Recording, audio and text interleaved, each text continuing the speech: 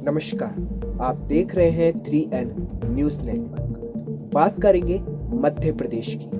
मध्य प्रदेश में कमलनाथ के बयान ने एक अलग सियासत शुरू कर दी है। उन्होंने राजनीति से संन्यास लेने की इच्छा जाहिर की है। अगर कमलनाथ ऐसा करते हैं तो फिर मध्य प्रदेश भी सत्ता का क्या होगा, ये सवाल उठने लगे हैं।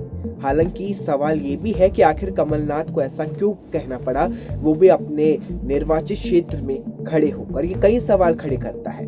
और अगर कमलनाथ वाकई में राजनीति से संन्यास ले लेते हैं तो उनकी जगह कौन भूमिका निभाएगा, ये भी बड़ा प्रश्न है। आज हम इस रिपोर्ट में बात करेंगे कि आखिर कमलनाथ को ये सब क्यों कहना पड़ा और क्यों राजनीतिक मंच से बयान दिया गया।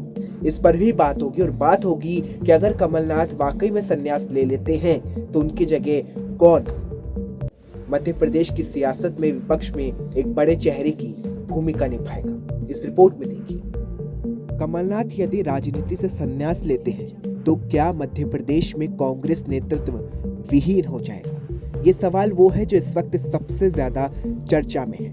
और चर्चा इस बात की है कि अगर कमलनाथ का बेहतर विकल्प कौन बन पाएगा।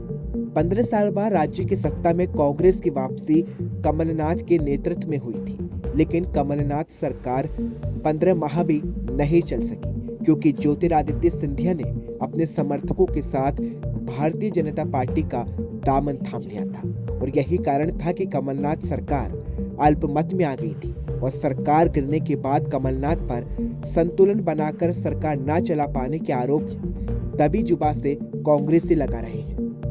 लेकिन सवाल है कि आखिर क्यों राजनीति छोड़ने की बात उन्होंने की है। कमलनाथ ने अपने निर्वाचन क्षेत्र छिंदवाड़ा में राजनीतिक छोड़ने की इच्छा जाहिर की।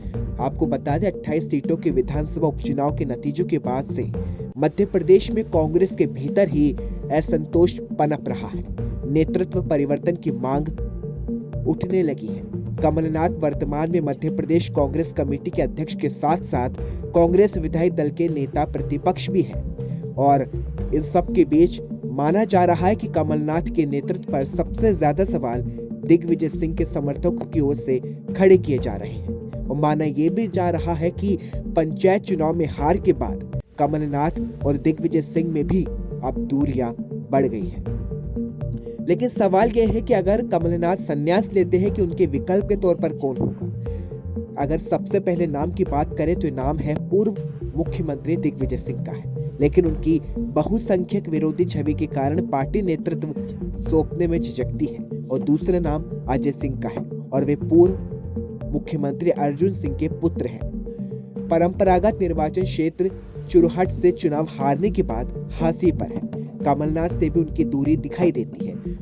पूर्व उप मुख्यमंत्री स्वर्गीय सुभाष यादव के पुत्र अरुण यादव को पार्टी एक बार फिर 5 साल अध्यक्ष बनाकर देख चुकी है, लेकिन वे अपने आप को स्थापित नहीं कर पाए।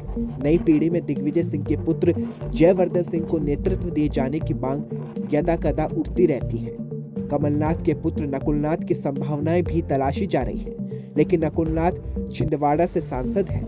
कमलनाथ की तरह उनका चेहरा भी कोई खास लोकप्रिय नहीं है। और सबसे बड़ा सवाल यह है कि अब मध्य प्रदेश की राजनीति में कांग्रेस का नई कहानी कौन लिखने वाला है, क्योंकि अगर कमलनाथ ने राजनीतिक मंच से बयान दिया है तो उस बयान के कई राजनीतिक मायने भी हैं।